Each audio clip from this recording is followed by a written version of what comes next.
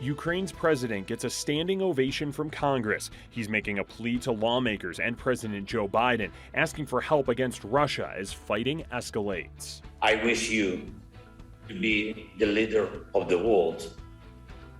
Being the leader of the world means to be the leader of peace. Now the U.S. is pledging more military and humanitarian aid. From sunshine to snow, we're under a weather action day. I'm tracking our next late winter storm moving into Colorado today. Plus, Uber drivers are feeling the impact of high gas prices, and they're passing the cost onto you. We're all very happy about that. I think a lot more drivers would have dropped off the platform. And Russell Wilson is just hours away from officially becoming a Denver Bronco.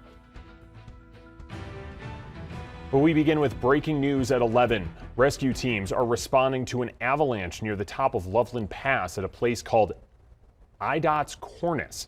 The Clear Creek County undersheriff says it was reported around 8 this morning. Officials say skiers spotted that avalanche, so it's unclear if anyone is trapped. The avalanche is several feet long and several feet wide and 600 feet long. We have a crew on the way and we'll bring you updates as soon as we get them.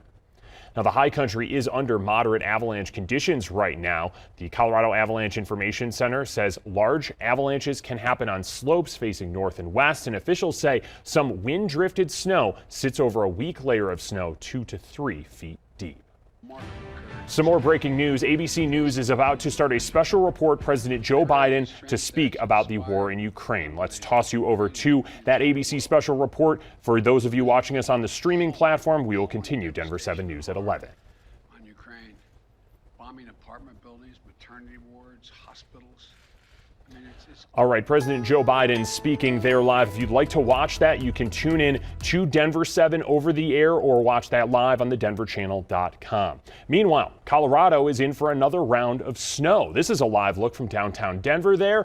And then the clouds, well, yeah, those are just the beginning of what's to come. As you can see that futurecast, the Front Range will see rain this afternoon before things switch on over to snow. Meteorologist Stacey Donaldson joins us now. And Stacey, some areas could pick up several inches of snow when all is said and done. That's right, especially to the west and to the south. We're looking at significant amounts of snowfall. We have winter storm warnings in effect there, and we're just getting the radar showing up some rain and some snowfall here across the state. So as we zoom in here off through western Colorado, we have some light snowfall here from Greystone to Elk Springs down into the western portions of Colorado, and just to the west of the I-25 corridor up into the higher elevations toward Red Feather Lakes, and some light snow into northeastern Colorado. So we're just getting things going. We have winter storm warnings that will go into effect tonight at 6 p.m. here for the metro area. Winter weather advisories also starting this evening, because we'll start out with rainfall. That will change over to snowfall. Our highs today in the low 50s for the Front Range. This is kind of a transition day for us as we get that cloud cover sticking with us through the rest of the day. We'll have some rainfall showing up into the evening, and then that changes over to snow. So it's looking pretty tricky for our morning commute tomorrow. I'll have more details on how much snow you can expect in your neighborhood coming up. All right, Stacey, thank you. And you can get 24/7 Colorado weather updates and live radar on your TV. Just download the free Denver 7 Plus app for your favorite streaming device. Ukraine's president is pleading with Congress for more aid as his country fights Russian troops. He wants a no-fly zone, but it's something the U.S. isn't willing to impose. The war in Ukraine is now in its third week, and Russia is escalating its attacks. Ukraine's president compared the war in Ukraine to moments when the U.S. was under attack. Elizabeth Schulze reports on his message to Congress and how the Biden administration is responding. With his nation under relentless fire from Russia, Ukrainian President Volodymyr Zelenskyy making an impassioned plea to the U.S. for more help. I'm addressing the President Biden. You are the leader of the nation. I wish you to be the leader of the world. Being the leader of the world means to be the leader of peace. In a rare virtual address to Congress, Zelenskyy pleading with the U.S. to put in place a no-fly zone over Ukraine. President Biden is all but certain to once again reject that request, fearing it could bring U.S. troops into a direct fight with the Russian military. Instead, Biden is expected to detail how the U.S. will provide $800 million in new military aid to Ukraine, including anti-aircraft and anti-tank missiles. It's part of a more than $13 billion package of military and humanitarian aid for Ukraine the president signed into law Tuesday. We're going to be able to quickly ramp up our response and help alleviate the suffering that Putin's war is causing.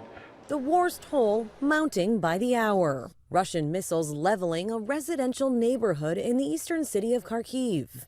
Bombardments intensifying in the capital city, Kyiv. The UN now says more than 3 million refugees have fled Ukraine since the war began. A source tells ABC News that number could double in the next week. The most important thing is that we've proved Putin wrong. The Ukrainians, because they fight so courageously, and we as the Western world, because we stand united. A source tells ABC News morale is low among Russian troops. Today, a fourth round of peace talks between Russian and Ukrainian officials is in its third day. Elizabeth Schulze, ABC News, Washington. Colorado Congressman Jason Crow responded to Zelensky's speech to Congress. He says Ukrainians are fighting for democracy and need our help. Now is the time for the U.S. to step up and to be bold and to stand with freedom-loving people everywhere to help them win this war. The administration has done a tremendous job so far of coming to the aid of the Ukrainians and providing support, but the battle is evolving, the war is evolving, and it's time to do more. On CNN this morning, Crow says he agrees with the Biden administration about not imposing a no-fly zone. Crow says that would cause direct conflict with Russia, which is something the U.S. shouldn't do. Interest rates are expected to go up today for the first time since 2018. The Federal Reserve is expected to raise the prime rate by a quarter point. The Fed will also give a forecast on future rates, which could include as many as 5 more hikes this year.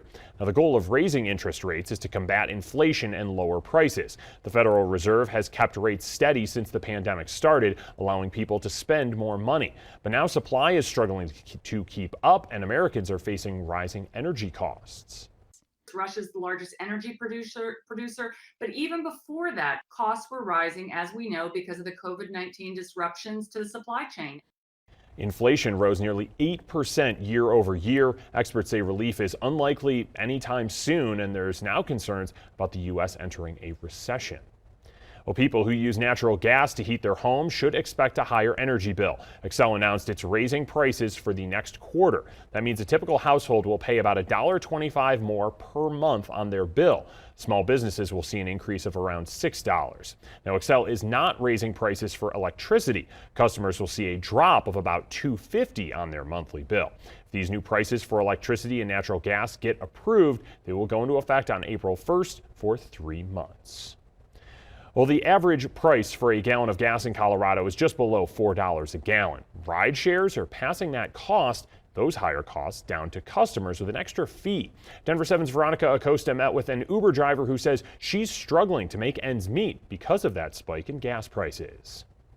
So if you were planning on hopping into an Uber to try and avoid having to top off your gas tank and pay just a little bit more at the gas station, you might want to take a step back and think about that for 1 more minute. That's because Uber is going to be charging more for their rides starting today. So not only is Uber going to be doing this for their riders, but Uber Eats is actually also going to be doing this. And here's how that surcharge is going to work. Riders will be paying 45 to 55 cents more per ride.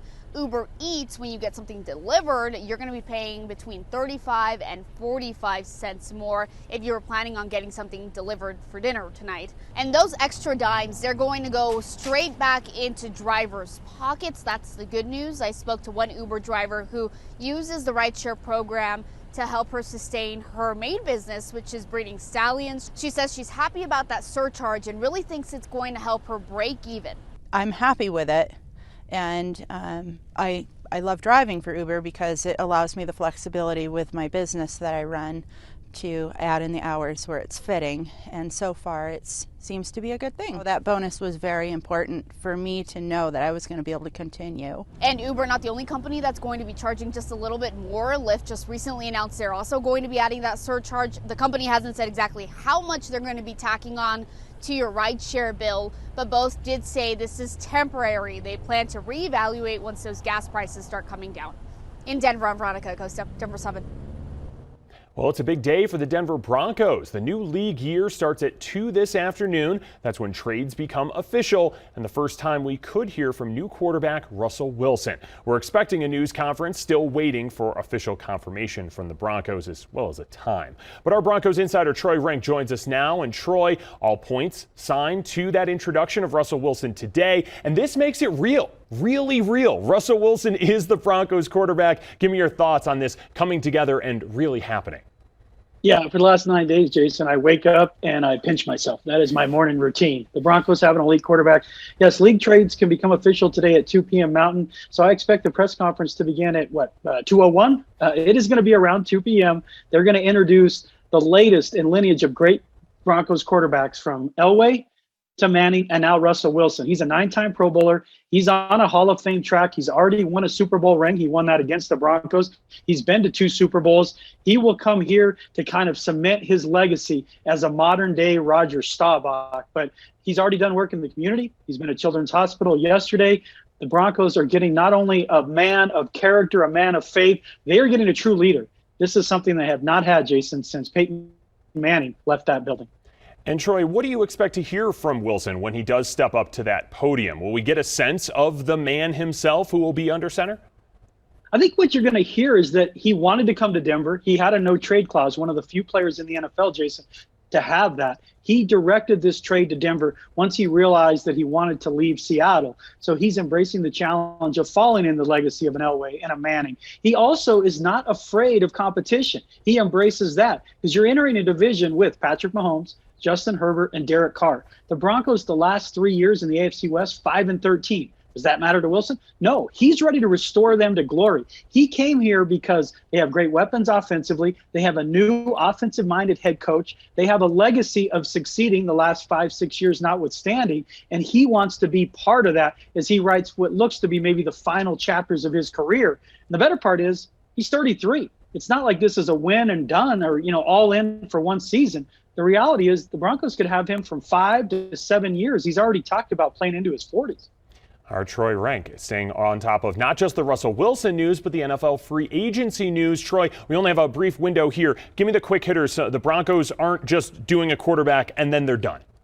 Well, the big move was Randy Gregory, edge rusher yesterday, 5 years, $70 million, $28 million guaranteed. He flip-flop, went from Dallas to Denver. That acquisition will become official at 2 as well. And they get DJ Jones, a mobile, nimble, dancing bear on the defensive line from the San Francisco 49ers. 3-year, $30 million, $20 million guaranteed. They added a tight end, Eric Tomlinson, and today they tendered a contract to Malik Reed. So a lot of moves, still looking for help at cornerback and right tackle, though the latter of which could come from the draft, Jason.